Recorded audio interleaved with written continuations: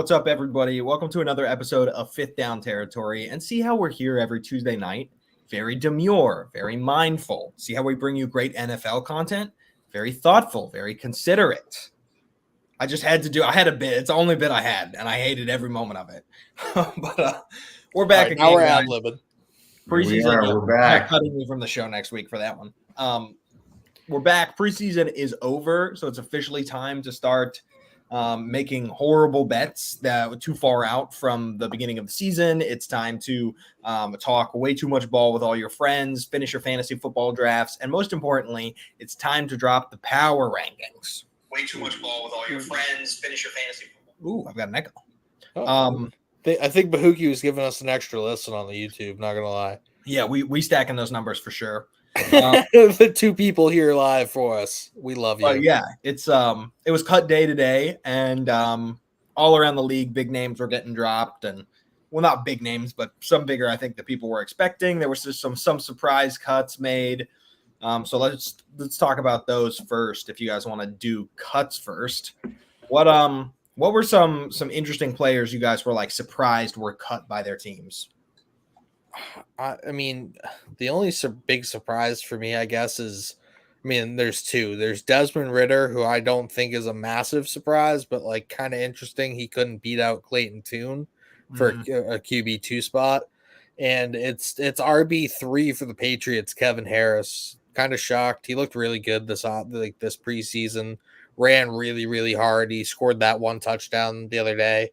I thought they were going to, typically the Pats keep a lot of RBs on the roster, and figured he would make the team, and he did not. So yeah, those are the two surprises. Do you want me to do my like most interesting player? Yeah, you can do that.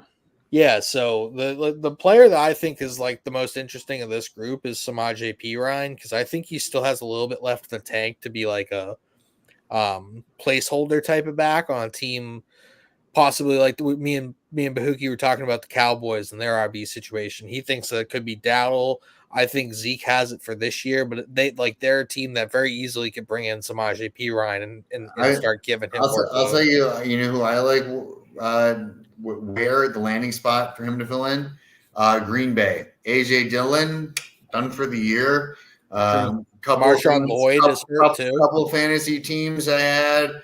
I just caught bait with him. I'm not trying to let him sit on my IR spot another year. And I've been hoping and waiting for AJ Dillon, and he's the guy I've been lobbying for, and his massive quads. But apparently his ligaments can't hold up to his muscles, and that's the real thing that happens in the NFL. One thing you got to consider. Samaje Perine is like a pass catching back. Could see him fitting in somewhere behind Josh Jacobs in third down. So you're playing in the wrong kind of fantasy leagues. I think that's your big problem. I play in a league that's it's called PPFS, which is Points Per Farming Simulator Stream, and that's where AJ Dillon's a first overall. If you're thinking. So I'm glad he has time to focus on his gaming career. That's hilarious. Off season. Yeah, I definitely thought Samaje Perine was an interesting cut, especially considering I don't really like Denver's backfield that much. I was a little shocked to see that he was the Audric Estime's stocks went up, as did Jaleel McLaughlin's. I think both of you are wrong. Javonte Williams is going to show you guys why he was a second round pick this year. I mean, I don't hate that either, but I just think that. But I mean, was Samaje Perine ever competing with Javonte Williams for touches? I mean, I don't think that's who he was in competition with. I think we're talking about the guys, the depth guys. And I think they clearly like what they saw from Jaleel McLaughlin and Audric Estime better. That's what I see. But I think you're right. I think this is Javonte's job to lose. I'm not going to take away from him. Oh, absolutely. It's his make or break season. Well, he has to. He's another year removed from that ACL. Yeah, he's. I think will he be put in a situation to run enough? I think that's the big question. You know, if they're playing from behind every game, is he going to have the opportunity to shine? Like, yes, he's a pass catching guy. Bo Nix loves to check down too. So does Sean Payton. That's a staple of that system. So Alvin Kamara. I think he's going to have a lot of opportunities in the passing game too, which is as important or more important these days for running backs. Yeah. Totally agree. I mean, I have a couple. I was surprised. Terrace Marshall was one of my big cuts. I was kind of shocked by that one. Noah Brown was waived today, but I was shocked that he made it. He didn't make it in, and Robert Woods did make it in. No, you're Bobby cooking, Trees, you're baby, cooking right now, Louie. And then I would say I'm gonna hit a Bills pick here. I'm surprised FGJ didn't make it on the roster. Frank Gore Jr. He had a really nice final preseason game, and I'm sure they want him on the practice squad. But I'm like, if I'm other teams, we're not in a position to keep 4 running backs. I think there's a good chance he comes back on our practice squad. I think they're really high on Ray Davis, who they spent a draft pick on, and Ty Johnson. Ty Johnson has been a really good role player for us so far, and clearly they like what they saw in camp. I think there's a really high chance that Frank Gore Jr. is back on our practice squad. You're talking about an undrafted free agent. No one was that high on him to scoop him up in the first place. No, and you're right. I guess my question comes from like, why are you letting him rack up 100 yards and a touchdown in a preseason game if you want him on your practice squad? Because they already knew. But I feel like you're just showing the league like, hey, look, we got something here. And then you're going to be like, but don't claim him on waivers because I'd like to sign him to my practice squad. I guess that's something to monitor for the next day or two. But I'm cautiously optimistic. And I don't think Frank Gore Jr. going to a different team is what's going to be what keeps us from winning a Super Bowl. No, you're right. That's not it's going to be Patrick caliber thing. A couple other surprising cuts that I had. Let me look at my list here. I was a little shocked. I wasn't incredibly shocked. Kadarius Toney got cut. The only thing I called that one on the show. That surprised me about it was the new kickoff return rules feel like they would be a really good fit for him. But if you don't trust him to work the new system and take care of the ball, they got that rugby player. He's doing that. He got cut too. Oh, he did. Louis Reese-Zammit also got released today. What about Carson Steele? Carson Steele is still on the roster. Okay, they might use him then to do that. He's kind of a fullback running back hybrid. It sounds like he's like 6 foot, 230 something. Like this guy can run over a linebacker. And then Speaking about kick returns, just got a notification that Kyron Williams is going to be returning punts for the Rams this year. It's a horrible decision because he got injured a couple times. He's on a bad leg, ankle, foot kind of deal. Don't like that. And I'm a Notre Dame fan. I watch this guy and I love Kyron Williams. I have significant worries about him long term. For those of I think he has value this year and next year. I'm gonna be honest, and I hope I'm wrong because you know me. I'm all about not wishing injuries on anyone, but an ankle, foot injury on a running back and in the Rams offense, like I think he could have like a. I think he could have like a Todd Gurley type of 2 years here, 3 years here. Yeah, well, he's gonna have that type of touches. He's gonna have the amount of touches to make it happen. Whether or not his ankle cooperates with it or not is what's going to be the biggest question mark there. Mm-hmm. My big thing, if you're a fantasy player and you take him at the top of the second round, if he is popping off the first 4 weeks, I'd flip him. Absolutely. I'm not holding any Kyron Williams share beyond week 5.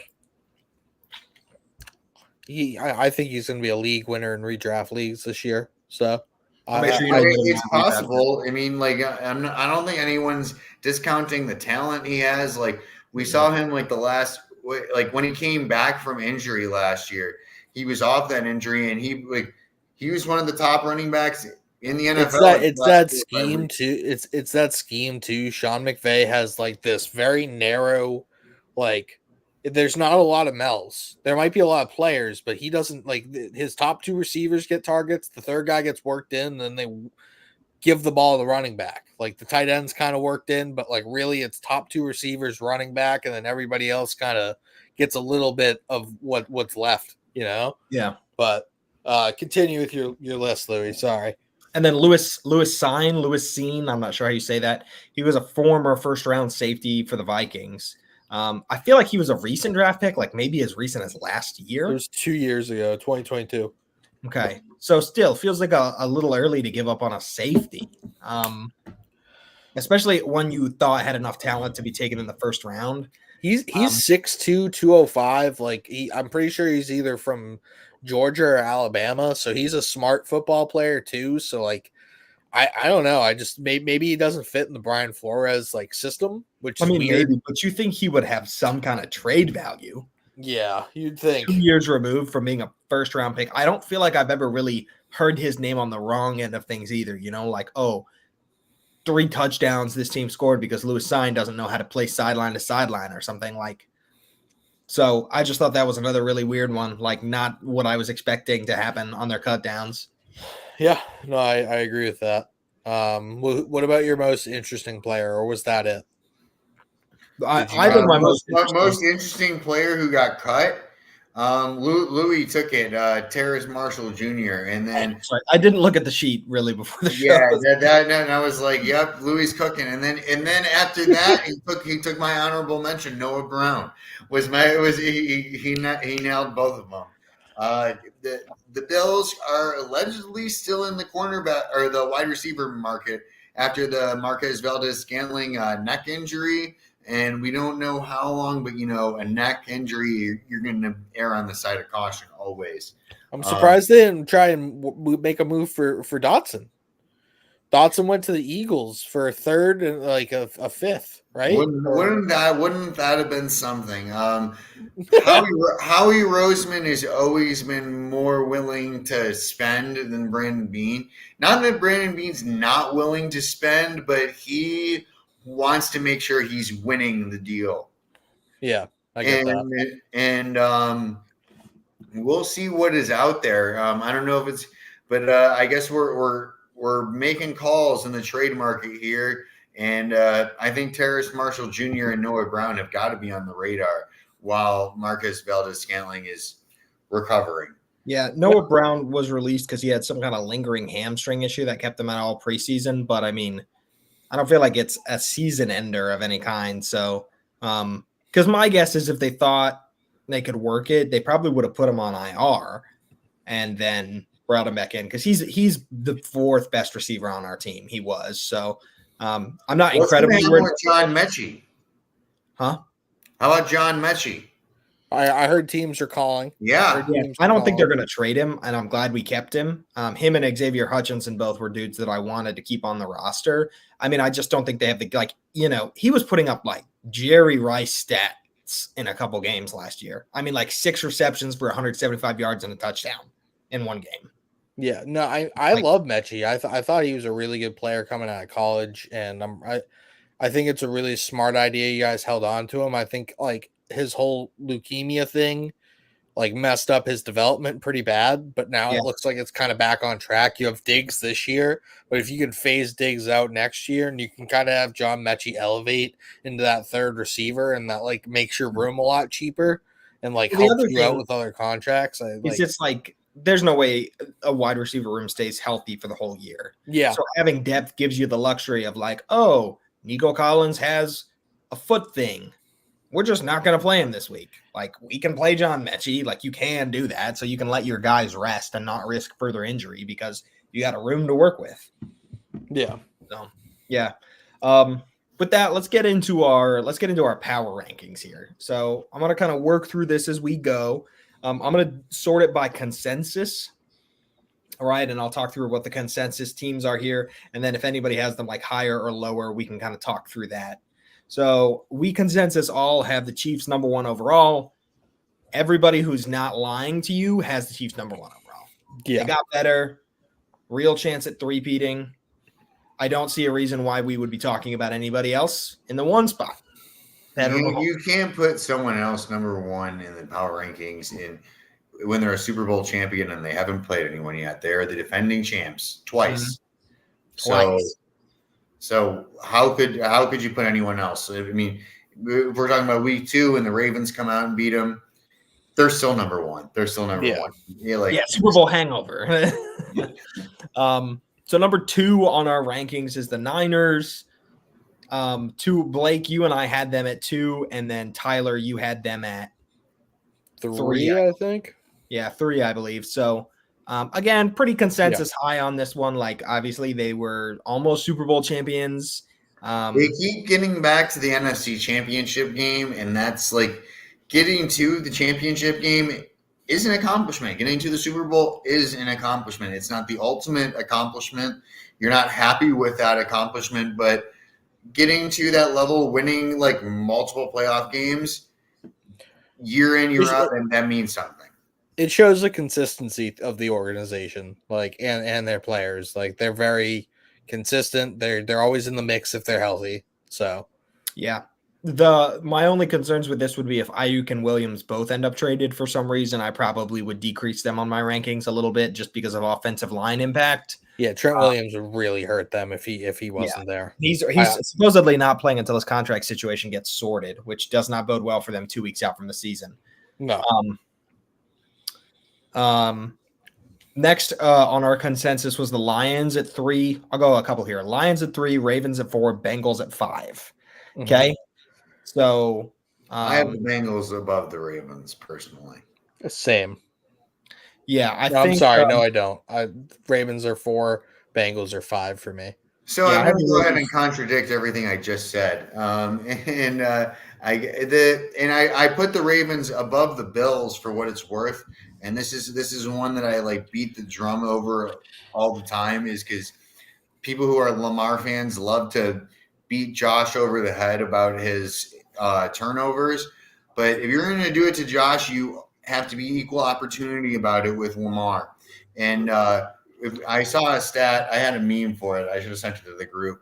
But it was in fourth quarter / overtime situations, most interceptions in the red zone. And like Lamar is at 11. And then I want to say Taylor Heineke is at 8 and Trevor Lawrence is at 7.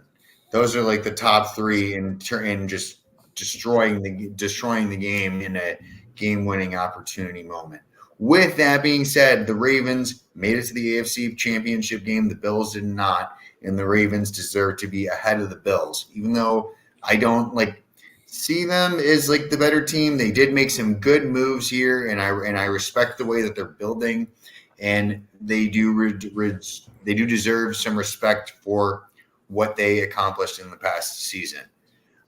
With that being said, I think Joe Burrow being injured and not there the entire season changes things a lot for them. I like the Bengals to be the 1 seed this year. Doesn't mean Super Bowl champion, but being a 1 seed means something, and that's where I projected them, and that's kind of how I see them. So I still see them as one of the premier threats in the AFC. They have beaten the Chiefs in the playoffs before. They're the only team we can say that about in the AFC. One thing I did want to, I totally agree with you, on everything you just said, Bahookie. I did want to bring up, I'm the only one who had the Lions at 2. You guys both have them at 4. I think if the Chiefs don't come out of the AFC, the Lions win the Super Bowl. I think the Lions are beating pretty much all of those NFC or AFC teams. I do. Right. Lions, Texans Super Bowl is going to feed families this year. It very well could. It very well could. Families. Not my family, because my in-laws are Lions fans, so I guess I'll get disowned. But I just think that team has done it so right. Like the way that they've built that team, they've done it right. So this year is gonna tell us a lot about their character, because now they're not taking anyone by surprise. This is do you remember when the Bills made it to the AFC Championship ahead of schedule? They haven't made it back since then. And not to take away from everything that Dan Campbell has done and what Jared Goff has done, and what that whole supporting cast, but the Lions have a target on their back. They're one of the premier teams in football right now, and they're not flying under the radar. They're now going to get everyone's best shot. Their division has improved. The Packers, we're going to talk about, and I'm sure shortly, as one of our consensus teams, are right on their heels. The Bears have improved. We're not going to say anything about the Vikings because they're one of the worst. They've improved. It's gonna take a lot more for the Lions to get back to that level, like what we're talking about with San Francisco. Like San Francisco has found a way to be at that level year in and year out, And it's one thing to be there 1 year. It's another thing to be there 2 and 3 and 4 years. I will say this though. I will say this real quick, and then we'll let Louie talk for a minute. I feel like he hasn't gotten to do that a lot yet. Jared Goff has been to a Super Bowl and then just took a new team to the NFC Championship game and probably should have made it to last year's Super Bowl. So, like, for as much shit as we gave Jared Goff in the down years, he takes of good the care of the Rams, football, and like he's a good quarterback. Like, he can get you there, especially if you build a team around him like they have. He's in the same tier as Brock Purdy. Yeah, is that a hot take? I don't think so. I feel like he's at the closer to the like he is what Brock Purdy. He's like not. He's in the Kirk Cousins category. He's not in the Josh Allen, Joe Burrow, Lamar Jackson category. I would not put Kirk Cousins in the same category as Jared Goff. I'm sorry, they just don't have the same playoff success. They just don't. Yeah, they do not. Fair. I think Brock Purdy's an apt comp. I honestly he isn't Joe Burrow, but like he's like in that he's taken two teams to like he took a team to the Super Bowl and then took another team that's been in the dump and basically took him as like part of like the Rams' trash and then came out, dusted off a nice 12-13 win season, and he should have been in the Super Bowl again. Like, I think he gets hated on a lot, and it's because he's not flashy. He doesn't have he's not a massive arm. He just plays the position right. Yeah. He's not the best. I feel the same way about Brock Purdy that I feel about him, because it's like, how do you judge somebody independently of such good offensive talent? Like, both McVay and Ben Johnson are like some of the premier offensive minds in this league. And so, like, I don't feel like he's an elevating quarterback, but I feel like he can play to the level of his coordinator. And I feel like he's been in great situations both times. And like, you can't hate on dudes for just doing what's in front of them. Like, no, absolutely. When he's had bad coordinators and bad talent around him, he's been bad. Yeah. But like, my reasoning for putting the Lions under the Niners is because I just don't quite feel like they have the offensive firepower. Like, I'm really worried about this wide receiver room beyond Amon-Ra St. Brown. He's a great receiver. I am concerned about anything else on that roster. Jameson Williams is a kind of a gadget guy I'd like to see more from. I don't even know who their wide receiver 3 is. Khalif Raymond. Okay. But they have Sam Laporta and they have Jahmyr Gibbs as well. Sure, but the Niners have Kittle, CMC, Ayuk, Debo, Pearsall. But that defense held them pretty tight in the most of that game. Like, yeah, I'm just saying, like, I feel like their defenses are pretty equivalent. The youngness, like the rookie aspect of those corners, feels like it's going to be a trap for them at some point in the playoffs. Like, yeah, I could see that. So I don't know. I think the Niners have a little bit more pedigree of success, and that's why I personally just had them a little higher than the Lions. I like the Lions a lot this year. The Lions' offensive line, last thing we'll talk about, is probably the best in the league. It's them or the Eagles. Yeah, I would agree with that. I would say it's the Lions, yeah. And the 49ers you can't rank. Like, they probably, like, if you take Trent Brown and you don't look at Trent Brown in that group, I'm sorry, Trent Williams. If Trent Williams looks like Trent Brown at some point, or you don't have Trent Williams in that room, it does not look great. Like, he anchors that whole offensive line. But we can move on now. I feel like we've spent kind of a lot on these kind of top teams. Yeah, here. I feel like these are the guys you want to talk about, though. So next, that was 1-5, right? 3, 4, 5 is Lions, Ravens, Bengals. Then we go Eagles, Texans, Packers, Bills, Cowboys is our ranking here. I'm the lowest on the Cowboys. Spot. I don't know how I feel about this one. Like, I have them at my 7. The Cowboys. Kind of like a dirty 7 to me. Like,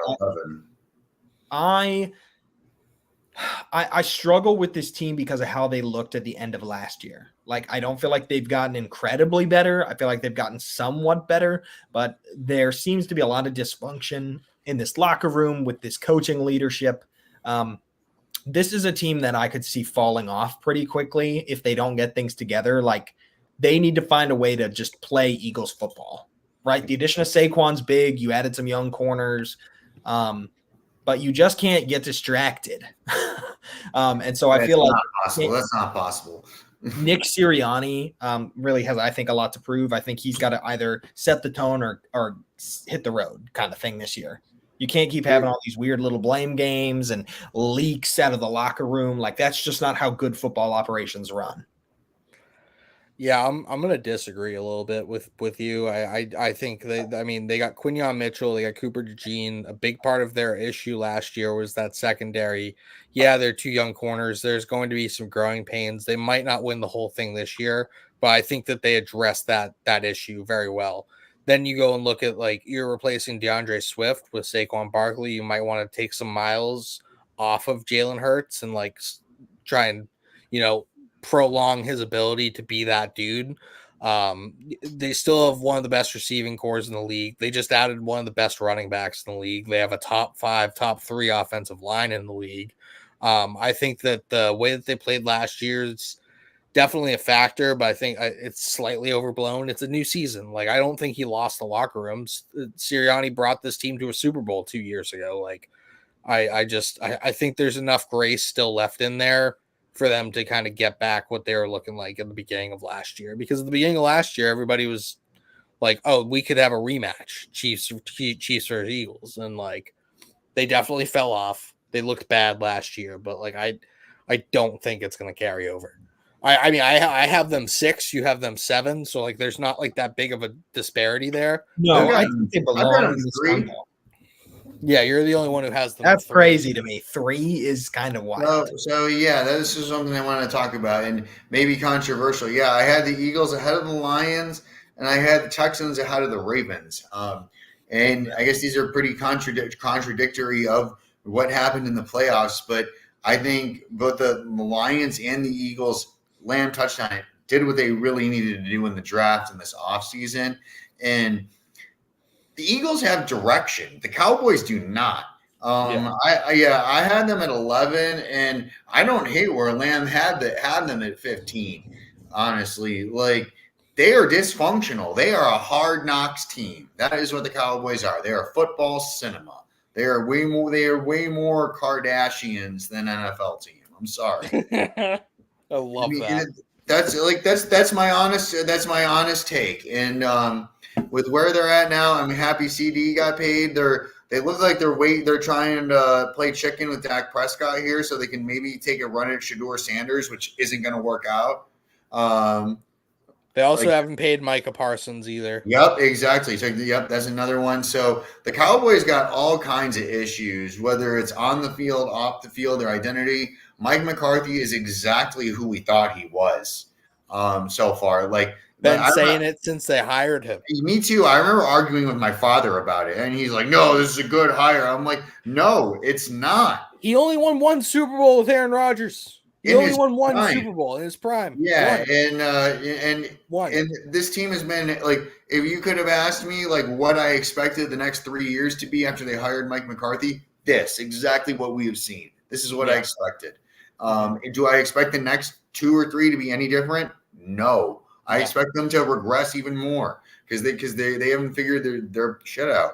The Eagles have the things that were their issues. Like we see this division go back and forth every year, and same thing with the Texans. I feel like I talked enough about them. Like the Texans are going to be a really interesting team to monitor this year because they have the biggest disparity in strength of schedule last year to strength of schedule this year. However, I think they really did a good job pressing all of the right buttons when they needed to, where they needed to.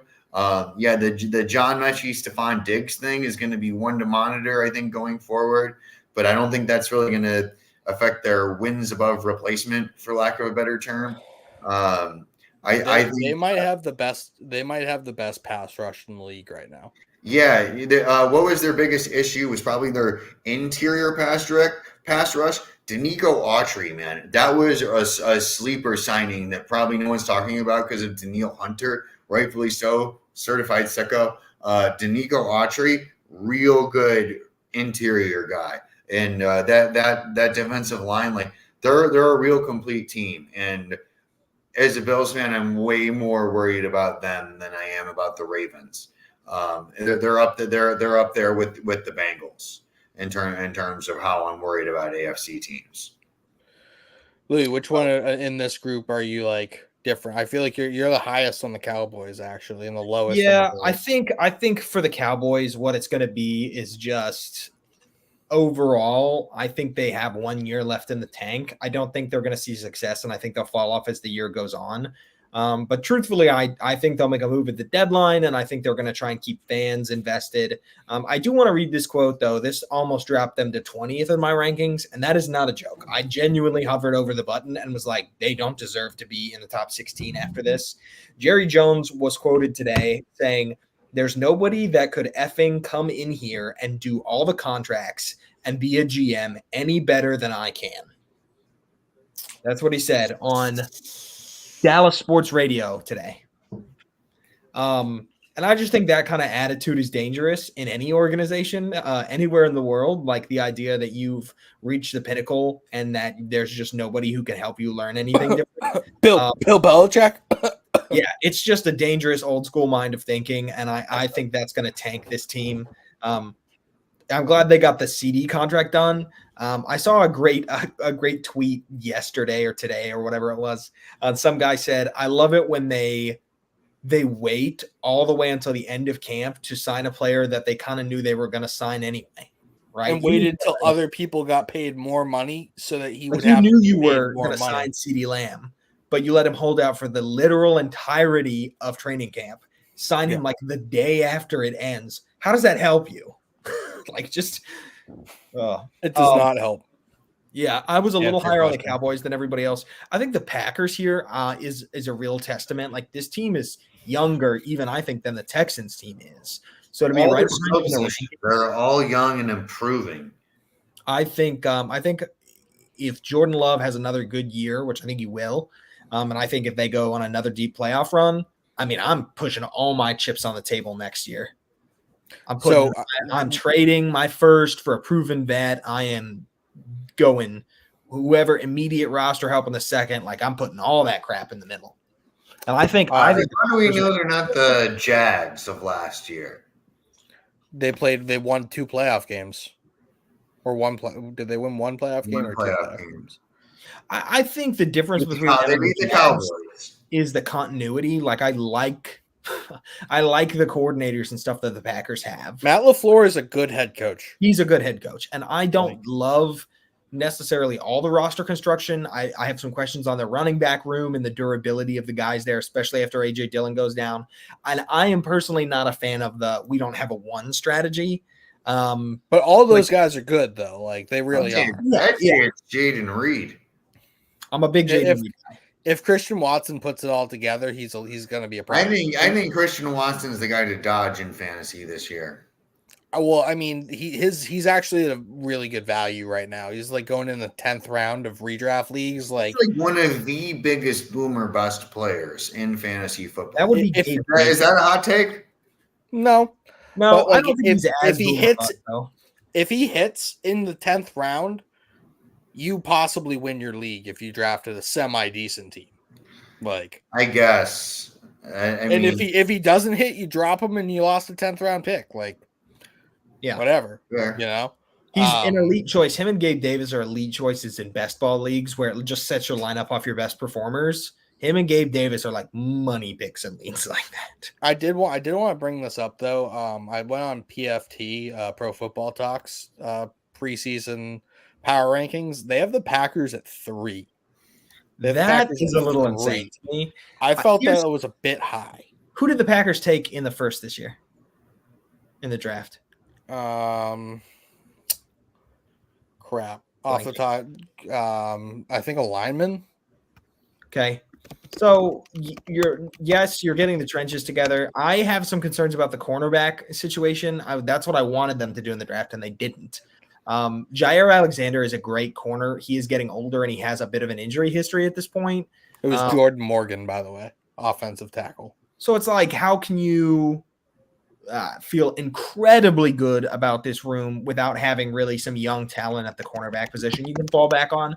I think the offense is in great shape. I have some concern about holes on the defense, so we'll just kind of have to see. I will say this.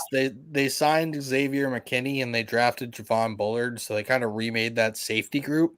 And if Jair Alexander plays well, like, then you really only need, like, you definitely need cornerbacks, but your secondary is still got It's improved. stable. Yeah. Yeah. I want to take a minute and talk about the Bills too. This is a team I think the demise of this team has been overblown a little bit. I still think they're going to come out. I still think they're going to win a lot of games. Do I see them as a Super Bowl contender? To me, they're on that cusp. Like, I'm not going to be shocked if they're in the AFC Championship game, and I'm not going to be shocked if they lose in the first round of playoffs. But I am going to put money on the fact that this team will be in the playoffs. Okay, they will be in the playoffs this year. They've won the division the last 4 years in a row. They've been in the playoffs 5 years in a row now. That is not nothing. No, and so the loss of Stephon Diggs and a couple other guys, like a lot of these guys were aging vets who especially on defense. Anyways, on the defense, yeah. So like, let's not younger and more athletic. I think maybe there's some concerns about the wide receiver room. They still have time to make moves. Like I said, I'd love to see Noah Brown, I think, added to this team. But like, who says you can't be a buyer at the deadline, right? You can trade a third for somebody who's going later in the year. We got an extra second round pick, Minnesota's second round pick, which is going to be good. That's a glorified first round pick. The Broncos are the worst team in the league, or the Buccaneers have a really bad year. You're telling me Chris Godwin or Cortland Sutton or somebody like that couldn't be had for a second or a third? Of course they can, right? Yeah. So there's going to be opportunities for this team to make a move, and I think their window's still open. Now, would I be shocked to see them in the Super Bowl? I'd be a little surprised, but I think they're still deep playoff threat kind of team. I've seen them as low as like 18 on some teams' power rankings. Yeah, that is absurd. Non-ball knowers. This is clearly a top third team in the league, and you're dreaming if you think otherwise. I don't let rankings bother me. That was something I let bother me when we were like a fringe playoff team. Now that we're like a certified playoff team, I prefer we fly under the radar, honestly. Like, I prefer teams are looking at us like that. But yeah, the wide receiver room has been the one that everyone's been talking about since Stephon Diggs left. I've said this to Tyler on the side a number of times. I'm way more concerned about our safety depth because we're really staring down the barrel of DeMar Hamlin being a real bona fide starter for us this year. And whoever is healthy out of Cole Bishop, Mike Edwards, and the rest of the crew back there. The safety room is not what it used to be. Hyde and Poyer were expensive and a step slower than they used to be, so I'm not that upset about them going. But I agree with you. Like, I still think we win the division here. I still think we're good for a playoff win. Bahookie, is this a hot take?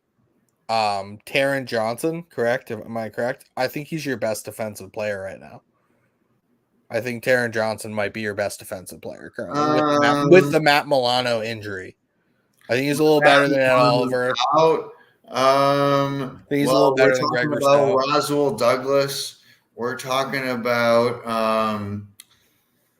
Greg Rousseau. Ed Oliver too, right? And Ed Oliver. But Taron Johnson at his specific nickel cornerback position, I think you're hard-pressed to find many nickel cornerbacks better than him. The issue with that, though, is that's exactly what Andy Reid wants. And that's I can hear the pain in your voice. And we didn't have a linebacker at that point in the year that we could put on the field, so he just went 12 and 13 personnel and just kept putting a tight end on Taron Johnson, who he can't match up with in the run game. It's just not possible. And the laws of physics do not allow for that. And so this guy that we got in our 53, Joe Andreessen, I'm going to give him his shout out. Not everyone cares. I care. He played on my little brother's high school football team and my little brother's high school wrestling team at Lancaster High School. Local guy, linebacker at the University of Buffalo, had over 100 tackles in high school and in college, made the Bills 53, and he's the guy who we're going to be looking at in the immediate to fill in and make some plays while Matt Milano's gone. Safety and linebacker are really the issues that I'm worried about way more than wide receiver. Yeah. Word up. One other thing I want to talk about real Oh. briefly, and then I'll read off some of the next ones. I think one thing that's going under the radar is the Texans' revamped defense, and I think they have real possibility under D'Amico to be top 5 in the league. And I think if you do top 5 defense with a top 10 offense, that you're pretty much a recipe for an AFC championship. I said they had possibly the best pass rush in the league. I think Will Anderson, Daniil Hunter might be the best combo. I mean, I'm being genuine. I say it every year, but I think Stingley has the potential to be the best corner in the league if he stays healthy, especially with that defensive front, creating pressures and taking the quarterback off his spot. He does things that Sauce Gardner doesn't, because Sauce Gardner is more of your typical lockdown that doesn't get thrown to a lot. So he's not going to rack up a bunch of interceptions. He's not going to be a big playmaker. He's just shutting down the side of the field. I think Derek Stingley is that interesting. He could have a 10-pick season and bring 2 or 3 of them back to the house. I think he has that upside to him, which not to say one's better than the other, but it's just 2 different skill sets of playing cornerback, Absolutely. He makes playing corner look easy, and playing corner is not by any means easy. No. So you have to be a dog. You have to be that dude. So after pick 10, this is where the rankings get a little wonky. So we technically have the Dolphins and the Rams at an interchangeable, they received the same score. They're both 12 on the way the average worked. So technically, I think to avoid bias, I guess let's put the Dolphins above the Rams. I think you'd both be skewed a little against the Dolphins. So I was gonna say I'm looking at it now. I'm looking at it now. I was gonna say the Dolphins should be behind the Rams because they have the lowest score. They're 15th, and then the Rams are 13th. You have them 13th, and then he has the, you know what I mean? So looking at those 6 rankings, the Dolphins have the lowest of us, ranking the Dolphins and Rams. So our official rankings would go at 11. We have the Rams. At 12, we have the Dolphins. Correct. Okay. I think that is correct. So, and then I also want to go. I'll go through 15. 13 is the Jets. I'll explain why they're so low, and it's because of me. 14 is the Jaguars. 15 is the Browns. Mm-hmm. Okay. So I don't know what needs to be said about the Rams here. I think we all know they're going to be a good offense and a scrappy defense. So I don't really think we need to dive a whole lot to that. Who they've been, they're a team who we know who they are for the most part. Yeah, they have identity. I don't care what pieces they deal unless it's somebody major. Ernest Johnson moving does not faze me on how I feel about this team. As far as the Dolphins go, I know Bahookie's itching to get after this one, but they're just a classic trap team. They kind of fall apart. The wheels come off in the second half of the season, and so I need to see more from them. I know we do kind of have to roll through these, so I'm just going to give some thoughts real quick. The Jets are low because I'm low on the Jets. I just need to see Saleh lead this team. I want to see them put it together. No more speculation. I need to see somebody play ball. Okay. Mm-hmm. I don't want any more excuses. If Aaron Rodgers sucks, you did that to yourself. You didn't get any contingency. So yeah. And then Jaguars, I think, are right where they need to be at 14. Browns are a little low, in my opinion, at 15, but a lot of that depends on quarterback play for both those teams. You have the Jaguars ranked highest among us, and I just find that funny, Louie. That is kind of funny. I did think that was interesting. I find that kind of funny. I was trying to be unbiased. You talked us out of them. You're the one who talked us out of the Jaguars. No. Last year I was in on them. This year they lost a bunch of secondary pieces. I don't love how it looks in the back end. I actually said when we did run it. I said when we did our big Brian Thomas Jr. guy, and I think that helps me a lot. I wanted him to be a Texan so bad, and then when we traded out of that pick, I was like, oh, okay. And then he went to the Jaguars, and I was like, no. Yeah, I think he could have a Dak Prescott-esque season because the defense is awful, and this team is going to have to throw the ball a lot, and they're going to have to win shootouts. So I think this could be Trevor Lawrence's coming out party. Dolphins, I'm going to let Bahookie run on that when I'm done. Jets, I have them at 12. I think everything else about this team is set. The defense is gross. They have skill players. They have a good running game. They're rebuilding an offensive line. The 2 issues are kind of what you stated, Aaron Rodgers' health. Is he going to be like Aaron Rodgers that we know of, or is he going to be a 39-year-old coming off an Achilles tear? He's going to be and then Robert Saleh is the other issue, is that coaching staff. I hate Nathaniel Hackett. I don't think that dude should be anywhere near calling plays. But Yeah, and it's just like the way you see people do business, right? Again, I'm gonna be homerish for a minute, but like the Texans taking the initiative to like wipe Diggs down to 1 year and just be like, look, we're a player-centric organization. Like, this is what we feel like is best. They talked about it. That's what they did. And then you got the Jets who are like posting beef with their recently traded for pass rusher on Instagram. Can't be doing that. Is the stupidest thing I've ever seen. Yeah, that's a Jets thing right there. Like, why would you do that? That's what Jets and Jets fans are. Like, they hate everything, and the only thing they hate more than everything is themselves. I'm clipping that. I'm clipping that one for the week. Absolutely, I'm clipping that one. Jets fans are so good at talking. Like, Jets fans are good at two things: talking shit and making excuses. I'm so glad that happened. In that order. Like, no, like they can have that. They're the best shit talking fan base. They have something to say for every fan base. They have an excuse to make for every single thing about their team. But then when it's just them talking amongst each other, they hate the Jets more than they hate anything else. All right. Oh, all right. Man. Anyway, that was Money Team 6 on the clip. Like, that's the clip. I told no lies. So you spoke the truth.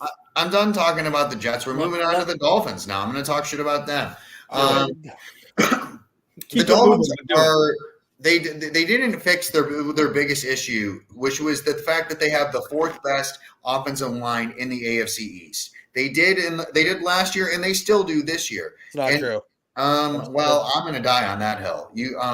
Anyways, and their defense. Okay, let's now talk about their defense. The best player on their team last year, Christian Wilkins, is now a Las Vegas Raider. Van Ginkel, their star edge rusher. I don't even know where he is, but he's gone. They signed Shaquille Barrett to be his replacement. He said, "You know what? No, this defense sucks. I'm retiring." These are real things that happened. I can argue with you on the defense or the offensive line thing, bro. The Pats, man, is so bad. It's so bad. Keep it rolling. We got nonetheless, okay. The Dolphins are the definition of a paper tiger. They're so good against like non-playoff teams, but as soon as they go against a team with a winning record, they've won one game. They're 1-6 in the Tua era. And they won one game against the Bills at home when they ran out of time, and they've lost every other game. And if the temperature ever goes below 50 degrees, they lose that game too. They're like the most predictable team. And why do they lose games? Why do they lose? Because Tua is the ultimate system quarterback. He's in the right system, but like he has to get the ball out in 2 seconds. As soon as he's taken off of his spot by a proper defensive line, he is not the same guy. He goes from a guy who's like completing 80% of his balls to a guy who's completing like 60% or less of his balls. And that'll be good in September when you're at home. That is not going to work at Arrowhead, at New Era Field, Highmark Stadium. Where do the Ravens play? Is it M&T Bank?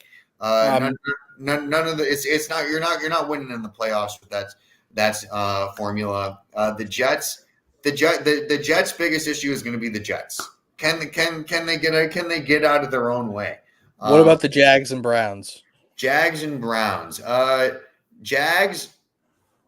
Trevor Lawrence he gave us that flash, which maybe was more of the Chargers falling apart. And gave us this false sense of hope. And he's kind of in that same conversation with Lamar Jackson. I mean, he turns the ball over at terrible times a lot. And they, like the Dolphins, didn't fix their biggest issue, which is their secondary. There's going to be a lot of points scored against them. And the Browns,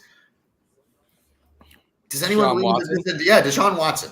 That's what we got to talk about here. The worst trade in NFL history. Can they ground and pound without Nick Chubb? Right. So if Deshaun Watson is not working, how are they scraping to a win? I have my concerns there as well. All right. I know we're going to keep it rolling. Lamb, you go first on this next set. At 16, we have the Buccaneers. 17 is the Falcons. 18 Colts. 19 Bears. 20 is Chargers. Technically, they're also tied, Bears and Chargers. So I think we'd probably put the Chargers above the Bears. No way. I have the Nope. Chargers have the I lowest. would. I'm higher on the Chargers than everyone else.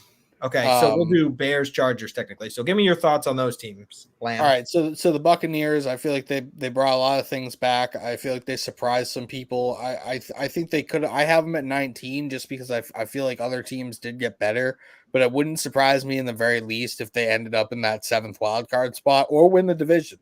I do think the Falcons I have the Falcons at 13. I'm a little higher than both of you guys. I think they're the obvious team that should win that division, not a sneaky team. Like if Kirk Cousins plays in that offense with Zach Robinson, they have Bijan Robinson there, and I think he's tapped for a couple of Todd Gurley-esque seasons with this coaching staff and this scheme that they're building. The Colts I have at 17. Me and Louie are kind of similar there. Anthony Richardson has the chance to be like Cam Newton. He has a chance to be Cam Newton. He really does. I don't think he's as polished of a passer, but the kid's a playmaker. He just has to make sure he doesn't have it's not Jameis Winston. Like it very easily could turn into a 30-30 season if he's throwing the ball that much. The Bears, I'm the highest on. I have them 14th. Dude, Caleb Williams is legit. I'm done sleeping on that kid. Like he's gonna come and make a issue for everybody in the league, and they built perfectly around him. Good offensive line, 3 elite wide receivers, good running back, killer defense. I think personally, I love a lot of those players. Kyler Gordon, Jaquan Brisker, Jalen Johnson's one of my favorite players. Montez Sweat changed. Jalen Johnson. Ridiculous. I think he's the top 5 cornerback in the league. No, I haven't been over it. Now I have the Chargers at 28. I don't believe this year.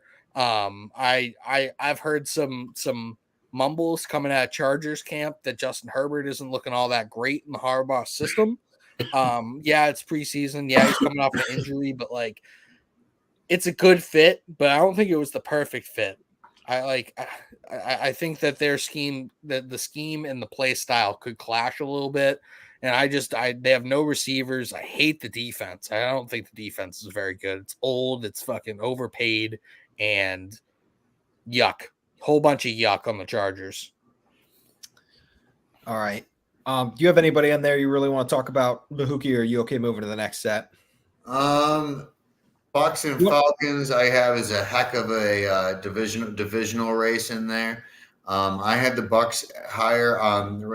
Tyler said it's definitely the Falcons. I think we're going to have a heck of a race there between the two.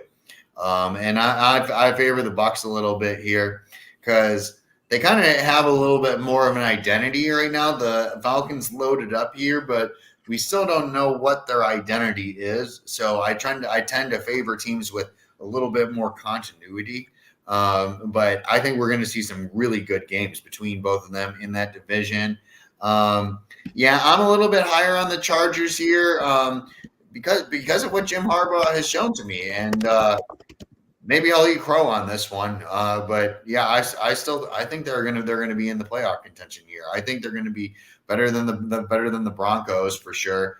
I think they're gonna be and I think they're on par or better with the Dolphins. Maybe that's probably the one that you guys would disagree with. But we're running low on time. Bears, you guys know where I stand on Caleb Williams. I like Jaden Daniels. I'm glad you're sticking to your guns, though. I'm glad you're sticking to it. I shifted. I was a little bit of a hater, not a hater. That kid's special. You know what? Hey, maybe, and that's another one. Maybe I'll eat crow on. But I think Jaden. I think he's got the talent, and we're gonna find out what it comes down to when he's at Soldier Field and cold weather in that field. That's a very terrible quality field. And like when things aren't going so well and he's getting some hits put on him, we're gonna see if he maintains his composure, because it's gonna be a lot different playing in Soldier Field in December versus Southern California in December. Yeah. But okay, anyways, I'm gonna rattle off our last 12 here. Move on to the next segment. So I'm gonna do all of our last 12 here, and then let's each maybe talk about like 2 or 3 teams that we specifically want to touch on that were higher or lower. So 21 is the Cardinals, 22 is the Steelers, 23 Seahawks, 24 Commanders, 25 Titans.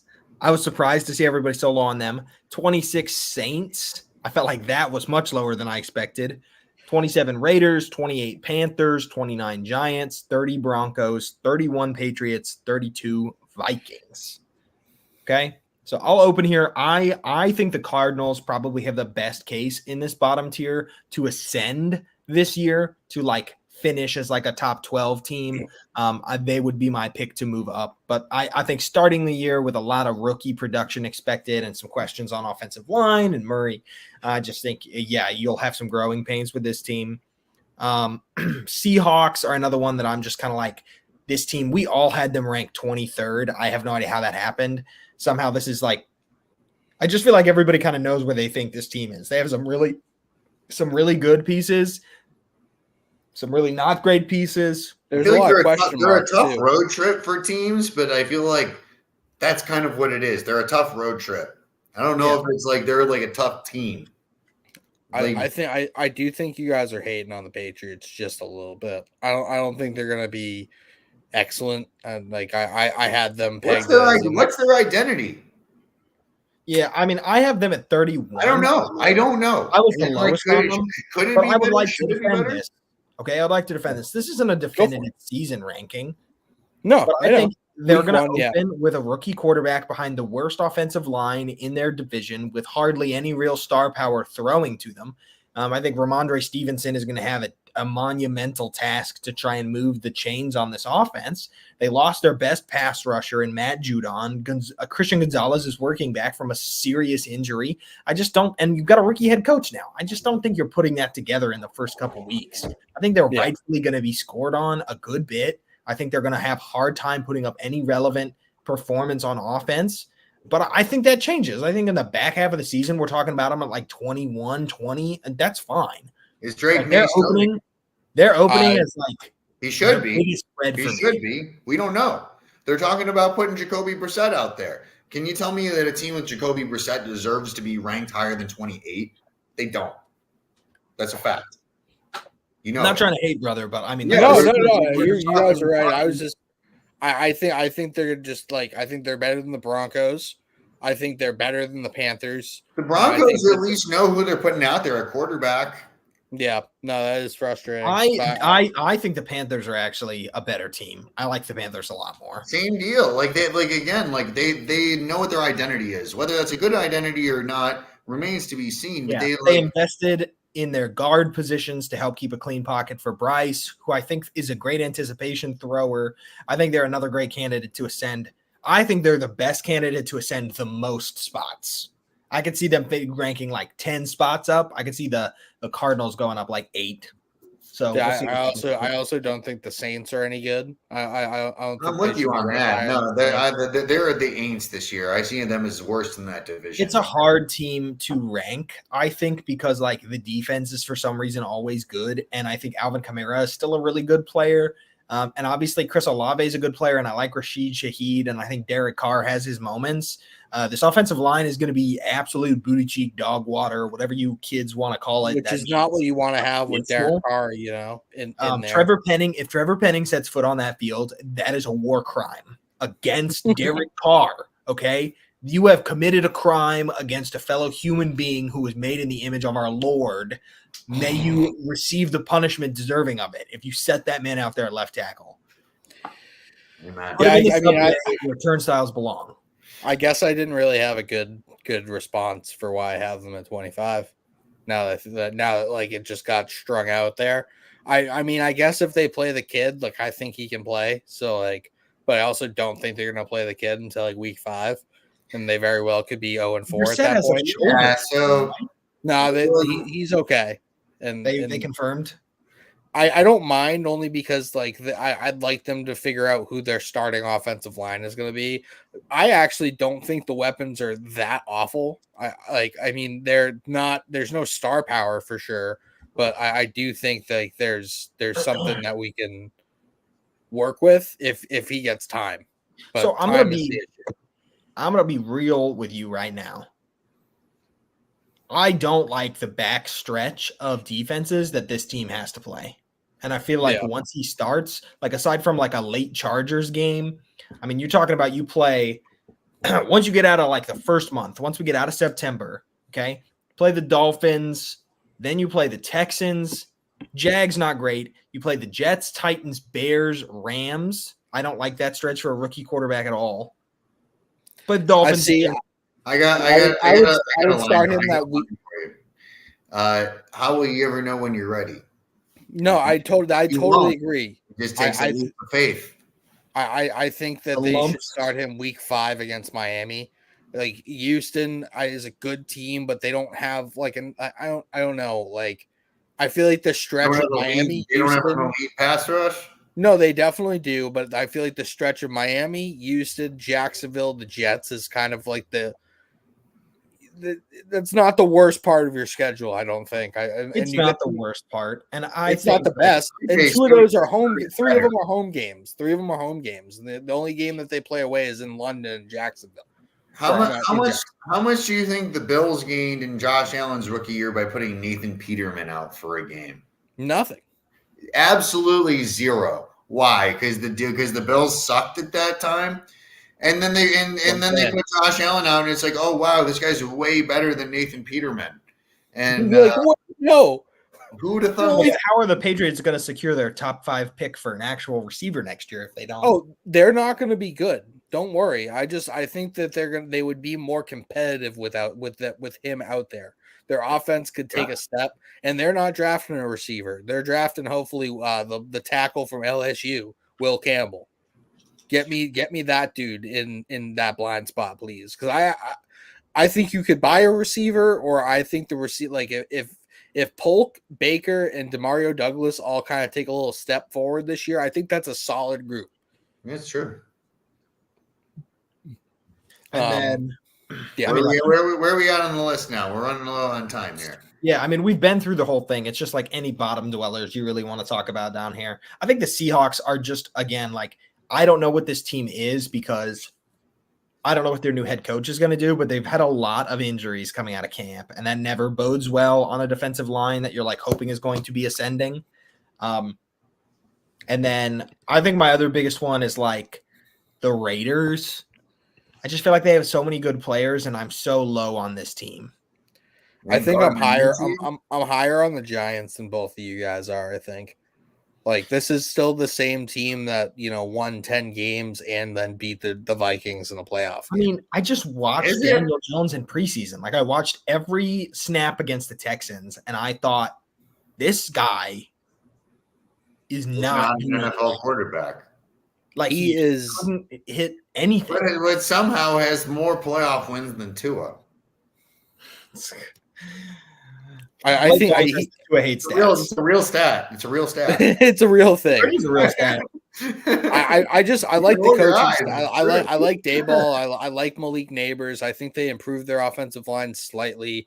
I think that if Jones can give them at least average or representative quarterback play, like that defense, I think got better. They traded for Brian Burns. They have Dexter Lawrence, like that. Not Dexter. Dexter Lawrence. Didn't they get? No, they traded Leonard Williams last year. I like Deontay Banks. I like a lot of their pieces. I don't know. I think they're just a little bit better than 29. Losing Saquon and then having Daniel Jones at quarterback just feels like a recipe for not being able to run the ball and turning the ball over a lot. And no matter how good your defense is, Saquon was the reason they made it to the playoffs and won that playoff game. Yeah, and so it's not Daniel Jones. Losing that consistency is the engine of your offense, and then having a quarterback who's losing confidence in himself, like that Hard Knocks, where they're talking about like, I don't know if he's the dude, or he's got to earn this money we're paying him. Like that's not going to help him at all. So, yeah, I have some concerns, and I just think they're going to be turning the ball over a lot, and that defense isn't going to keep up with how bad this offense is going to be. Yeah, I mean, we're talking about these teams in the bottom third for a reason. I just think they should be a little bit higher in that third tier. Yeah, like they're like, I don't think they're making the playoffs again this year, but like I think they have the most players coming back from a playoff team. Yeah, and then RIP the Vikings. I just feel like they are not having a good year already, and that's only going to get worse. And they traded their second pick away, their second round pick, which I feel like is going to be really high. The Bills are pumped about that, I know. So I feel like that'll be a nice little pick for you guys next year. Hopefully we make that pick and we don't trade it away for something. I don't know. But anyway, so this is going to go live on our social channels either tonight or tomorrow. We're still working on the formatting for that. But if you guys want to see like the whole rankings and then everybody's individual rankings, those will be available. But you have to follow Stadium Rant. So Stadium Rant at Stadium Rant HQ on Twitter. You can search Stadium Rant on Instagram. You'll find the account there. As always, check out the Stadium Rant website, stadiumrant.com. We'll see you guys next week, and we'll be talking about the season opener in depth. We have football next Thursday. Real okay? football. Oh, yeah. We're making picks. We're making picks. We're making picks every matchup. So yeah. You see this regular season champ thing? We're gonna be starting our defense of that. That is a classic Bills fan moniker, regular season champ. All right, guys. As always, thanks for joining us. Y'all have a great night and stay demure. Peace out, guys. Peace out.